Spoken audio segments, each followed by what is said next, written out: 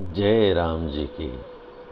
श्री वाल्मीकि रामायण सुंदरकांड 11वां सर्ग। सीता मरण की आशंका से हनुमान जी का शिथिल होना, फिर उत्साह का आश्रय लेकर अन्य स्थानों में उनकी खोज करना और कहीं पता न लगने से पुनः उनका चिंतित होना। जय राम जी की। उस राजभवन के भीतर स्थित हुए हनुमान जी सीता जी के दर्शन के लिए उत्सुक हो क्रमशः लता मंडपों में, चित्रशालाओं में तथा रात्रिकालिक विश्राम गृहों में गए, परंतु वहां भी उन्हें परम सुंदरी सीता का दर्शन नहीं हुआ। रघुनंदन श्री राम की प्रियतमा सीता जब वहां भी दिखाई न दी, तब वे महाकपि हनुमान इस प्रकार चिंता करने लगे, निश्चय ही अब मिथिलेश कुमारी सीता जीवित नहीं है, इसलिए बहुत खोजने पर भी वे मेरे दृष्टि पथ में नहीं आ रही हैं। सती साध्वी सीता उत्तम आर्य मार्ग पर स्थित रहने वाली थीं, वे अपने शील और सदाचार की रक्षा में तत्पर रही हैं, इसलिए निश्चय ही इस दुराचारी राक्षस ने उन्हें मार डाला होगा।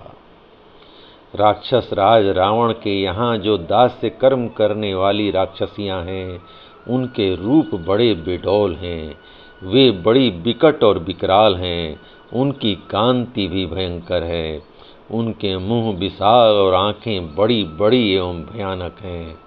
उन सबको देखकर जनक राजनंदनी ने भय के मारे प्राण त्याग दिए होंगे। सीता का दर्शन न होने से मुझे अपने पुरुषार्थ का फल नहीं प्राप्त हो सका।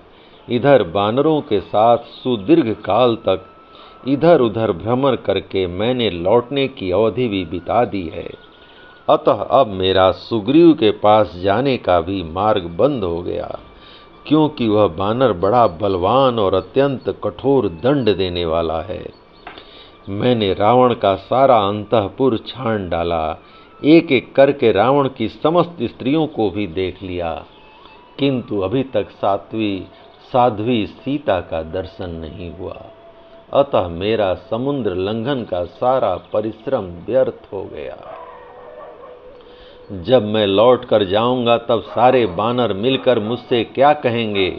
वे पूछेंगे, वीर वहां जाकर तुमने क्या किया, यह मुझे बताओ। किंतु जनकनंदिनी सीता को न देखकर मैं उन्हें क्या उत्तर दूंगा? सुग्रीव के निश्चित किए हुए समय का उल्लंघन कर देने पर अब मैं निश्चय ही आमरण उपवास करूंगा।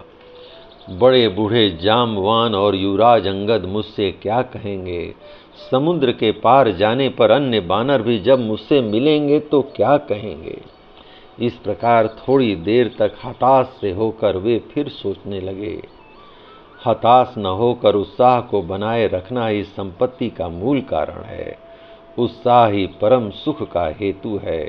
अतः मैं पुनः उन स्थानों में सीता की खोज करूंगा जहां अब तक अनुसंधान नहीं किया गया था। उत्साह ही प्राणियों को सर्वदा सब प्रकार के कर्मों में प्रवृत्त करता है, और वही उन्हें वे जो कुछ करते हैं उस कार्य में सफलता प्रदान करता है। इसलिए अब मैं और भी उत्तम एवं उत्साहपूर्वक प्रयत्न के लिए चेष्टा करूंगा। रावण के द्वारा सुरक्षित जिन स्थानों को अब तक नहीं देखा था, उनमें भी पता लगाऊंगा। आपानशाला, पुष्पगृह, चित्रशाला, क्रीड़ागृह, गृहोद्यान की गलियां और पुष्पक आदि विमान, इन सब का तो मैंने चप्पा चप्पा देख डाला। अब अन्यत्र खोज करूंगा, यह सोचकर उन्होंने पुनः खोजना आरंभ किया। वे भूमि के भीतर बने हुए घरों, तहखानों में, चौराहों पर बने हुए मंडपों में तथा घरों को लांघकर उनसे थोड़ी ही दूर पर बने हुए विलास भवनों में सीता की खोज करने लगे। वे किसी घर के ऊपर चढ़ जाते, किसी से नीचे कूद पड़ते, कहीं ठहर जाते और किसी को चलते चलते ही देख लेते थे। घरों के दरवाजों को खोल देते, कहीं किवाड़ बंद कर देते, किसी के भीतर घुस कर देखते और फिर निकल आते। वे नीचे कूदते और ऊपर उछलते हुए से सर्वत्र खोज करने लगे। उन महाकपि ने वहां के सभी स्थानों में विचरण किया। रावण के अंतःपुर में कोई 4 अंगुल का भी ऐसा स्थान नहीं रह गया जहां कपिवर हनुमान जी ने खोज न की हो। उन्होंने परकोटे के भीतर की गलियां, चौराहे के वृक्षों के नीचे बनी हुई बेदियां, गड्ढे और पोखरियां सबको छान डाला।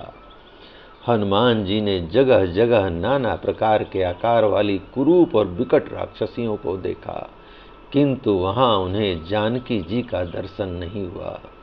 संसार में जिनके रूप सौंदर्य की कहीं तुलना नहीं थी, ऐसी बहुत सी विद्याधारियां भी हनुमान जी की दृष्टि में आईं, परंतु वहां उन्हें श्री रघुनाथ जी को आनंद प्रदान करने वाली सीता दिखाई नहीं दी।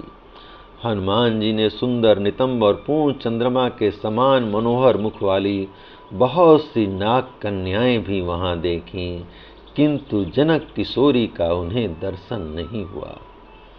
राक्षस राज के द्वारा नाग सेना को मत कर बलात्कार कर लाई हुई नाग कन्याओं को तो पवन कुमार ने वहां देखा, किंतु जानकी जी उन्हें दृष्टिगोचर नहीं हुई। महाबाहु पवन कुमार हनुमान को दूसरी बहुत सी सुंदरियां दिखाई दी, परंतु सीता जी उनके देखने में नहीं आईं, इसलिए वे बहुत दुखी हो गए। उन वानर शिरोमणि वीरों के उद्योग और अपने द्वारा किए गए समुद्र लंघन को व्यर्थ हुआ देखकर पवन पुत्र हनुमान वहां पुनः बड़ी भारी चिंता में पड़ गए।